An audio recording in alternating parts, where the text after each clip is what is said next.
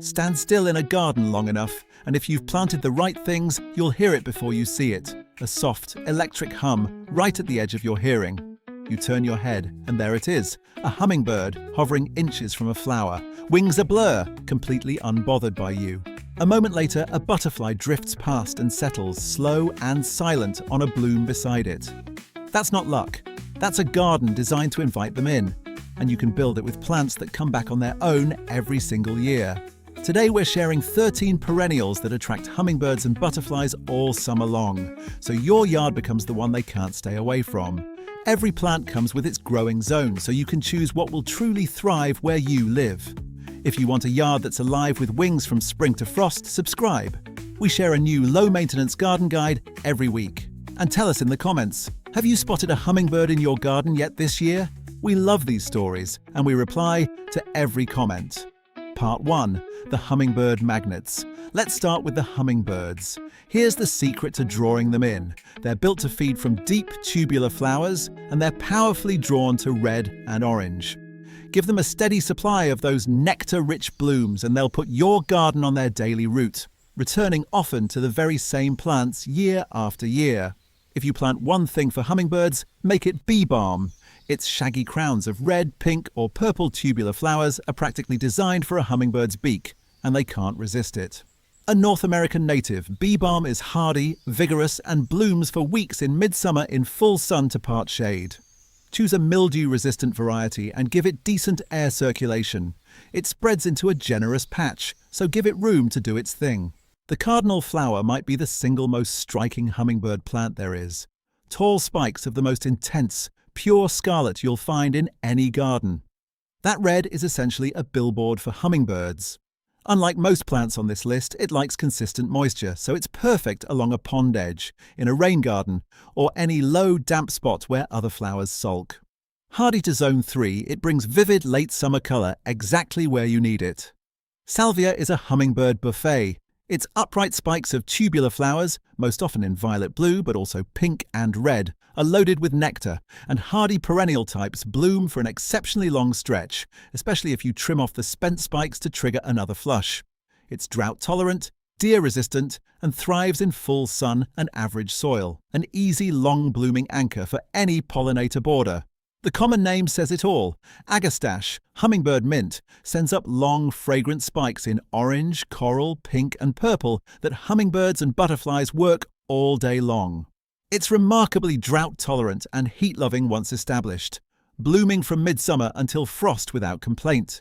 Give it full sun and excellent drainage. It dislikes wet winter soil, and it'll reward you with months of colour and constant visitors.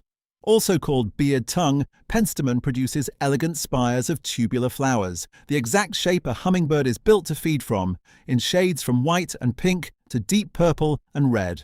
Many species are native to North America and tough as nails, hardy to Zone 3, drought-tolerant, and happy in lean, well-drained soil and full sun.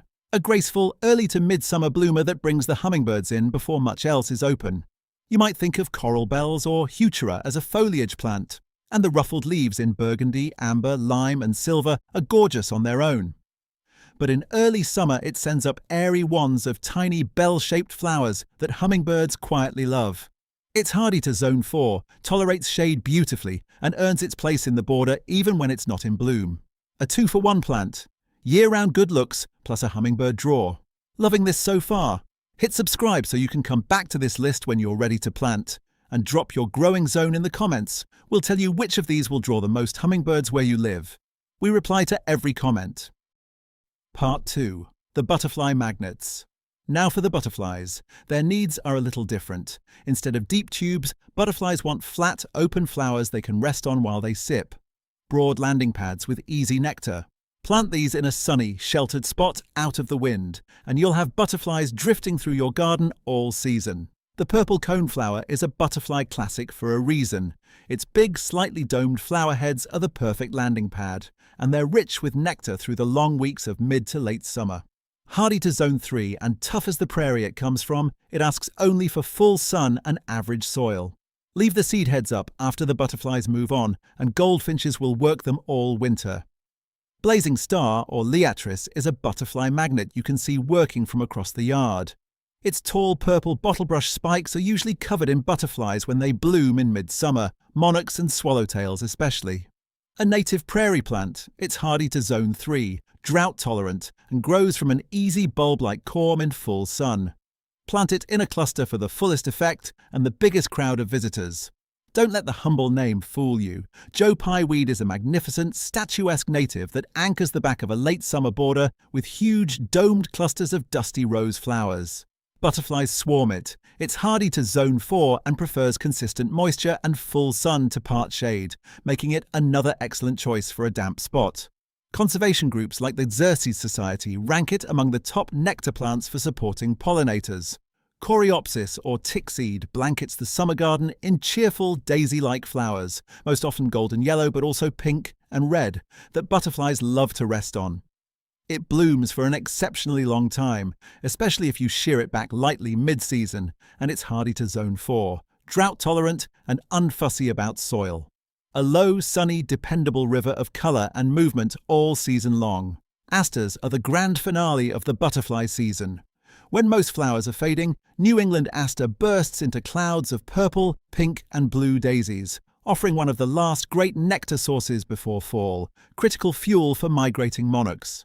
Hardy to zone 3 and tall in the back of a border, it keeps the butterflies coming long after summer's peak. Pinch it back in early summer for a sturdier, bushier fall display. Part 3. The dual-purpose stars. And now the best of both worlds, 2 plants that pull in hummingbirds and butterflies alike. If you have room for only a couple of additions, these are the ones that do double duty and bring the whole garden to life at once. Tall Garden Phlox is a midsummer favourite for good reason. Big, fragrant flower clusters in pink, purple, white and red that perfume the evening air and feed everyone. The tubular base of each little flower suits hummingbirds, while the broad, flat cluster gives butterflies a place to land. Hardy to zone 4, it wants full sun and good air circulation to stay healthy. In trials at Mount Cuba Centre, Garden Phlox ranked among the strongest performers for both beauty and pollinator value. We'll end with the one plant no pollinator garden should be without. Butterfly weed is a native milkweed with brilliant orange flower clusters that butterflies adore. And crucially, it's a host plant for monarch caterpillars, meaning it doesn't just feed the butterflies, it helps make more of them. Hardy to zone 3, deeply drought tolerant thanks to a long taproot, and happiest in full sun and lean soil.